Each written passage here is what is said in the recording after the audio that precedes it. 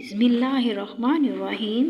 حضرت فضل بن عباس رضی اللہ تعالیٰ عنہ سے منقول ہے کہ وہ نبی اکرم صلی اللہ علیہ وآلہ وسلم کے پیچھے سواری پر سوار تھے کہ ایک آدمی نے آ کر کہا، اے اللہ کے رسول، میری والدہ بہت بوڑھی ہیں، اگر میں انہیں سواری پر سوار کر دوں تو وہ نہیں بیٹھ سکیں گی، اور اگر میں انہیں پالان پر باندھ دوں تو مجھے خطرہ ہے کہ وہ مر جائیں گی۔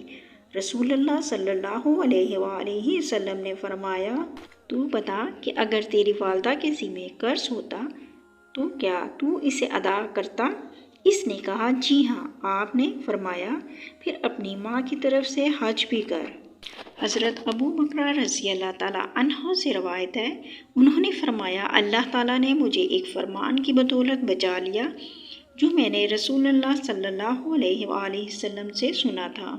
جب شاہ ایران کسریٰ مر گیا تو آپ صلی اللہ علیہ وآلہ وسلم نے پوچھا، ان لوگوں نے کسے جانشین بنایا ہے؟ لوگوں نے کہا، اس کی بیٹی کو۔ آپ صلی اللہ علیہ وآلہ وسلم نے فرمایا، وہ قوم ہرگز کامیاب نہیں ہوگی جنہوں نے اپنی حکومت ایک عورت کے سپرد کر دی۔ ناظرین، اس کے ساتھ ہی ویڈیو کا اختتام کرتے ہیں۔ مزید اس طرح کی ویڈیو دیکھنے کے لیے چینل کو سبسکرائب کر لیں۔